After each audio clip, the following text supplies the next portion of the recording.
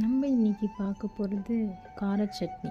அதுக்கு தேவையான பொருள் ஒரு 10-20 சின்ன வெங்காயம், 4 தக்காளி, அப்புறமா கொத்தமல்லி, புதினா, கருவேப்பிலை, 3 காஞ்ச மிளகா, இஞ்சி கொஞ்சமாக, ஒரு 7-8 பூண்டு. இதுதான் தேவையான பொருள். இப்போ ஒரு வாணலில் எண்ணெய் ஊற்றி அதில் காஞ்ச மிளகாய் எடுத்து போட்டுடலாம். அப்புறம் இஞ்சி பூண்டு வச்சுருக்கோம் இல்லையா, அதையும் எடுத்து ஆட் பண்ணிக்கலாம். இது கொஞ்சம் பொரியணும்.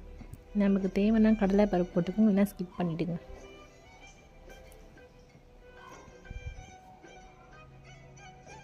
நல்லா வதக்கிக்கலாம்.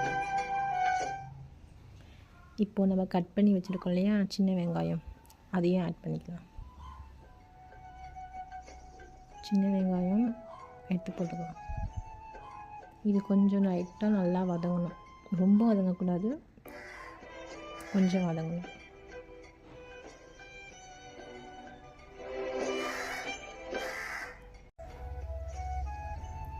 இப்போது நம்ம கட் பண்ணி வச்சுருக்கிற தக்காளியை இதில் ஆட் பண்ணிக்கலாம்.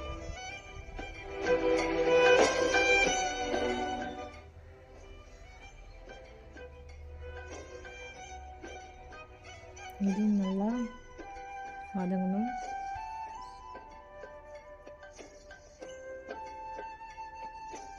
அடி பிடிக்காத அளவுக்கு நம்ம கிண்டி விடணும். லைட்டாக கல் உப்பு ஆட் பண்ணிக்கலாம்.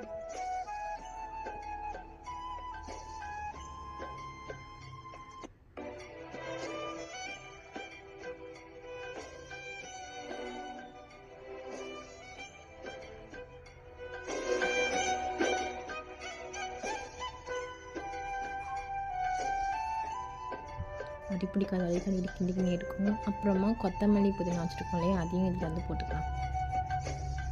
அவ்வளோதான். இதோட கொஞ்சம் கிண்டி விட்டு அடுப்பு ஆஃப் பண்ணிடலாம்.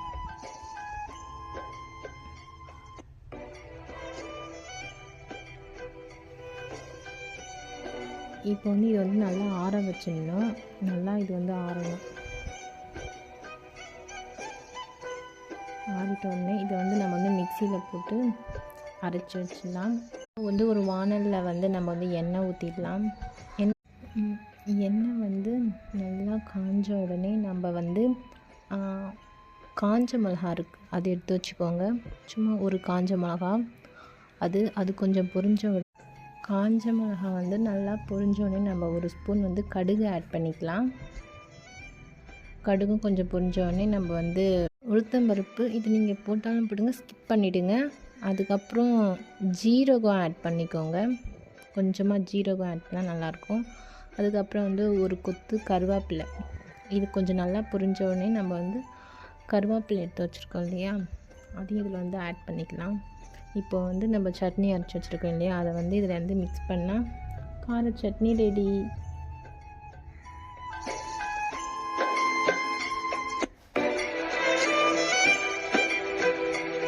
பக்கத்துலேயே நம்ம மொறுன்னு தோசை ஊற்றியாச்சு. லைட்டாக எண்ணெய் ஊற்றிக்கலாம், நல்லெண்ணெய்.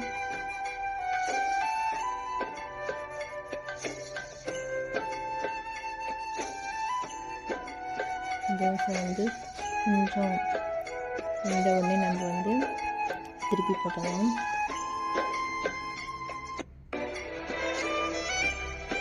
இப்போ கார சட்னி தோசை ரெடி. நீங்களும் வீட்டில் ட்ரை பண்ணி பாருங்கள் ஃப்ரெண்ட்ஸ்.